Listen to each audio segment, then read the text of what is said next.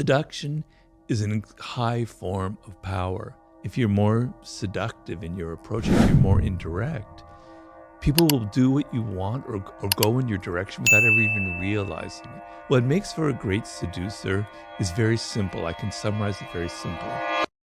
You mentioned seduction there, the art of seduction. Why did you write a book about the topic of seduction? Seduction is a high form of power because you make people feel pleasure. You make them feel excited or interested in you, and then their resistance to your ideas slowly lowers, and you have the ability to influence them and to move them in the direction that you want. If you yell at them, like how we were talking about your child, and you tell them, do this, do that, they resent it, and for good reason.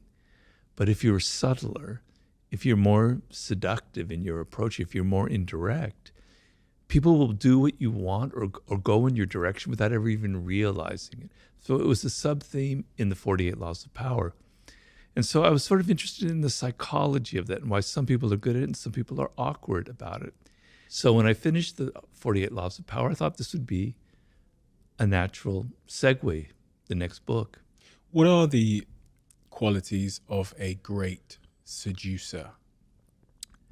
Well, I like to distinguish between cold seducers and warm seducers. A cold seducer is something you don't want to be.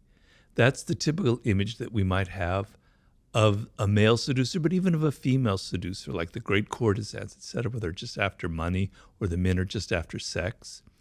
That's not my ideal. My ideal is kind of a back and forth quality where it's not domination. It's sort of like a game that you're playing. It's like a mating game. It's like a courtship ritual where both people are kind of seducing each other. And so what makes for a great seducer is very simple. I can summarize it very simply. You are outer directed. So when you meet somebody for the first time or you're on a date or whatever it is, you're not having that internal monologue going, does she like me or does he like me? Am I dressed well? Am I saying stupid things? What can I do to impress them? No. You turn it off and you're outer directed and you're listening to them and you're entering their spirit and you're hearing them say things that give you idea of what they're missing in life, of what they want, of what their needs are, of what makes them an individual. You're absorbing it, you're entering into their spirit, and then you can reflect it back to them. You can give them gifts. You can take them to places that show that you're attentive to them. Because if you look at how we are in our day-to-day life, normally people never pay us attention. They're always so self-absorbed. They're never thinking about us.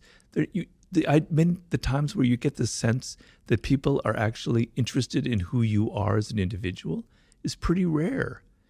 If you give that feeling to someone, it's incredibly powerful because we all want to be validated. We all want to be recognized.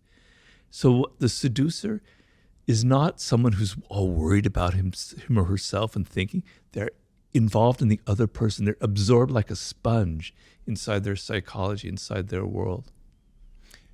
A lot of this is, very applicable to romance and dating, etc., etc.